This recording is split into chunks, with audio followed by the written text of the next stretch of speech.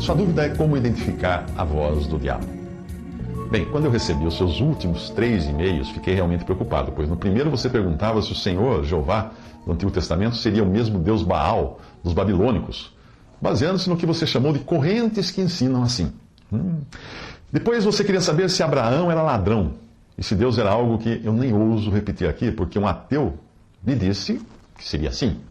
Finalmente você quis saber se Deus mandou Abraão fazer coisas erradas. Eu acho que você precisa de um tutorial de como identificar a voz do diabo. Realmente você precisa saber como identificar a voz do diabo. A primeira vez que Satanás aparece na Bíblia, ele vem travestido de serpente. A Bíblia diz que antes do pecado, a serpente era o mais astuto dos animais, ou seja, mais inteligente que o porco, o polvo, o corvo, o golfinho e o elefante. Este último, considerado o mais inteligente. Talvez isto tenha feito Eva, o fato de a serpente vir travestida de serpente, Satanás vir travestido de serpente, talvez isso foi o que fez Eva cair na conversa do diabo. E se você aprender a identificar a voz do diabo, vai ficar livre de muitos erros. Lá em Gênesis diz que a serpente era mais astuta que todas as alimárias do campo que o Senhor Deus tinha feito. E esta disse a mulher: é assim que Deus disse, não comereis de toda a árvore do jardim? E disse a mulher à serpente: do fruto das árvores do jardim comeremos, mas do fruto da árvore que está no meio do jardim, disse Deus, não comereis nele, nem nele tocareis, para que não morrais. Então a serpente disse à mulher: certamente não morrereis, porque Deus sabe que no dia em que dele comerdes, se abrirão os vossos olhos, e sereis como Deus, sabendo o bem e o mal. Isso está em Gênesis 3, de 1 a 5. Repare que Satanás começa distorcendo o que Deus disse e colocando dúvidas na cabeça de Eva sobre a bondade de Deus.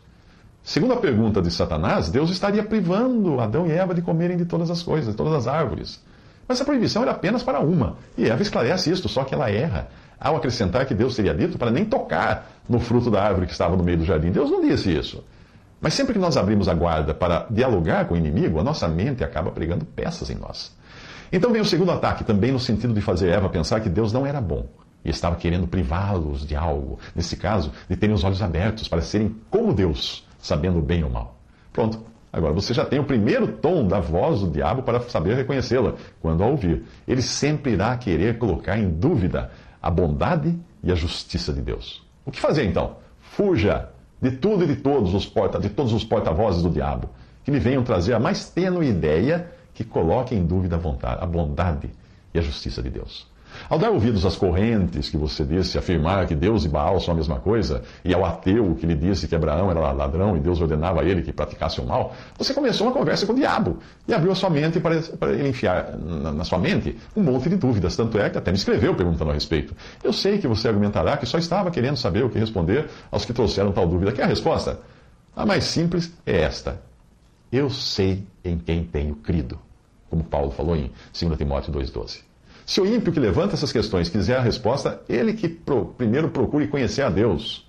Sem conhecê-lo, não irá jamais ter respostas, não irá jamais entender. Mas se quiser mais, então, medite nessas passagens. Deus é luz e não há nele trevas nenhumas. 1 João 1,5. Deus é amor, 1 João 4,8. O caminho de Deus é perfeito e a palavra do Senhor é provada, é escudo para todos os que nele confiam, Salmo 18,30. Tu és santo, Salmo 22,3. Deus que não pode mentir, Tito 1,2. Deus é juiz justo, Salmo 57,11. Eu poderia continuar desfilando aqui atributos e mais atributos de Deus, como justiça, misericórdia, graça, compaixão, verdade, imutabilidade, etc. Mas eu acredito que estes atributos sejam suficientes para você identificar a voz do diabo quando ele sussurrar direto em sua mente ou por meio de um dos seus ímpios emissários, como esse ateu e esse outro aí que você disse que escutou.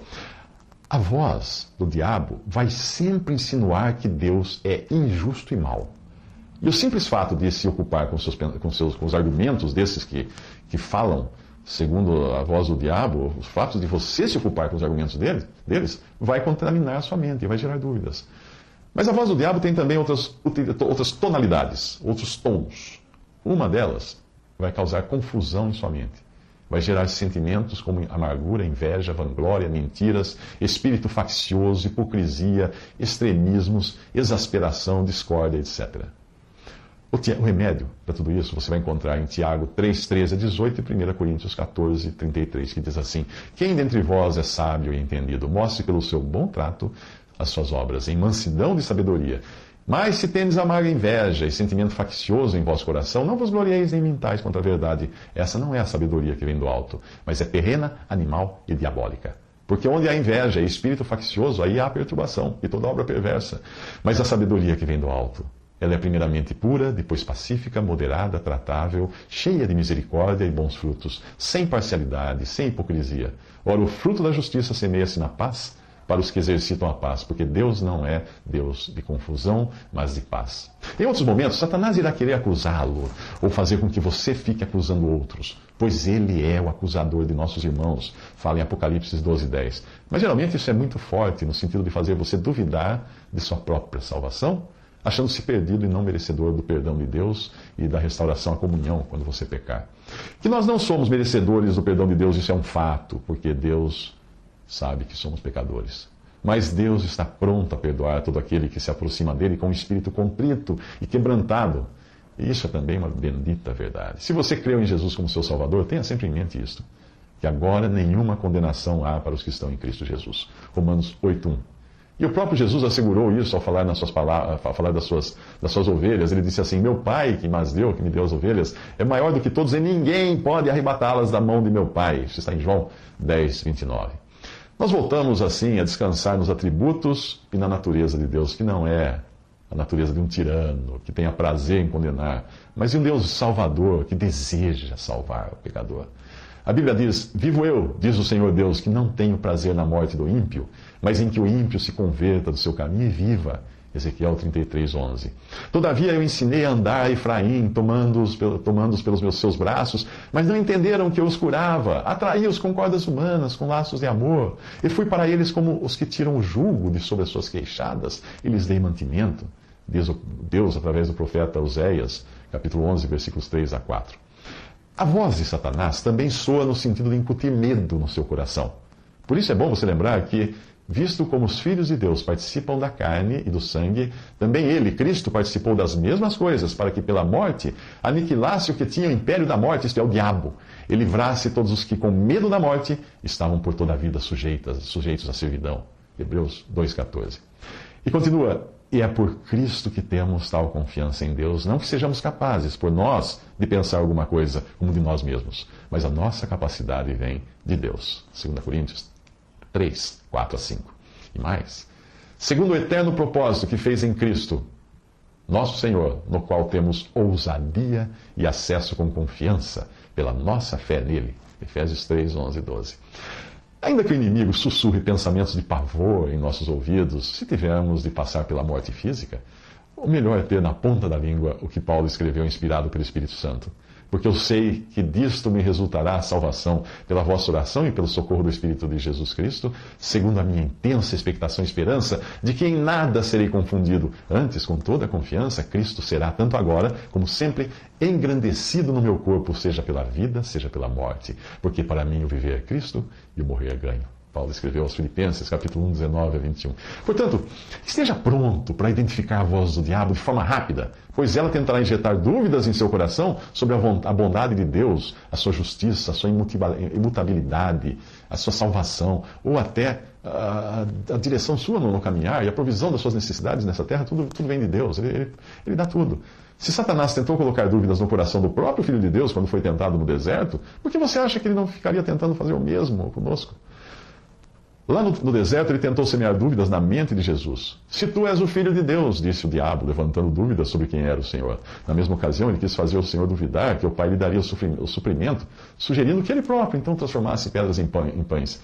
Finalmente, ele tentou suborná-lo com todos os reinos do mundo para que Jesus deixasse de servir ao Pai e servisse o diabo. Há ainda outras maneiras que o diabo usa para tentar nos tirar a paz, e uma delas é nos amedrontando com as notícias escabrosas dos telejornais sensacionalistas, que são produzidos com técnicas de manipulação para viciar os seus espectadores. Alguém que se alimente desses telejornais vai viver preocupado e assustado com as perversões do mundo, o que ele roubará a paz que o Senhor deseja dar a todos os que são seus. A palavra de Deus ensina que o que deveria ocupar os nossos pensamentos, e certamente não são os crimes e aberrações desses telejornais, o que irá nos ajudar realmente é isto. Portanto, se já ressuscitastes com Cristo, buscai as coisas que são de cima, onde Cristo está sentado à destra de Deus. Pensai nas coisas que são de cima, e não nas que são da terra, porque já estáis mortos, e a vossa vida está escondida com Cristo em Deus. Colossenses 3, de 1 a 3. Resumindo, a voz de Satanás pode ser facilmente identificada, pois ela, primeiro, colocará dúvidas em sua mente sobre a justiça, bondade e santidade de Deus. Segundo, ela vai insinuar que Deus quer privar você de ser feliz por permitir em sua vida situações dolorosas e impedir que você desfrute de certos prazeres ou tenha seus planos concretizados. Terceiro, a voz de Satanás fará você duvidar de que Deus esteja pronto a lhe perdoar, mesmo quando você se arrepender e confessar os seus pecados. E mais, a voz de Satanás tentará você se desesperar, achando que Deus se esqueceu de você e que não irá prover o suficiente para as suas necessidades. A voz de Satanás também irá querer infundir medo da morte no seu coração, mesmo que você creia no Senhor, que seus pecados foram pagos, todos pagos lá na cruz, e que Deus lhe prometeu um lugar na glória. A voz de Satanás irá encher sua mente de preocupações com notícias ruins, para roubar a paz que você tem em Cristo. Portanto, concentre-se em ouvir a voz do Senhor para viver seguro e feliz em sua jornada aqui. E refute imediatamente qualquer voz diferente, sabendo que ela vem do inimigo de nossas almas, o diabo. Em João 10, de 3 a 5, nós temos princípios importantes. Primeiro, se você é ovelha do pastor, que é Jesus, deve estar sempre atenta à voz do pastor. Essa é a voz que interessa e deve preencher os seus ouvidos. Mas para ouvir a voz do pastor é preciso saber identificá-la. E para isso é preciso conhecê-la e conhecer o pastor. Você só consegue reconhecer a voz de alguém ficando muito tempo na companhia dessa pessoa e ouvindo o seu falar. E para isso que serve a leitura constante da palavra de Deus e a oração, para conhecer a voz do bom pastor. A este Jesus, o porteiro, abre e as ovelhas ouvem a sua voz e chama pelo nome as suas ovelhas e as traz para fora. E quando tira para fora as suas ovelhas, vai adiante delas. E as ovelhas o seguem, porque conhecem a sua voz. Mas de modo nenhum seguirão o estranho, antes fugirão dele, porque não conhecem a voz dos estranhos. João 10, de 3 a 5.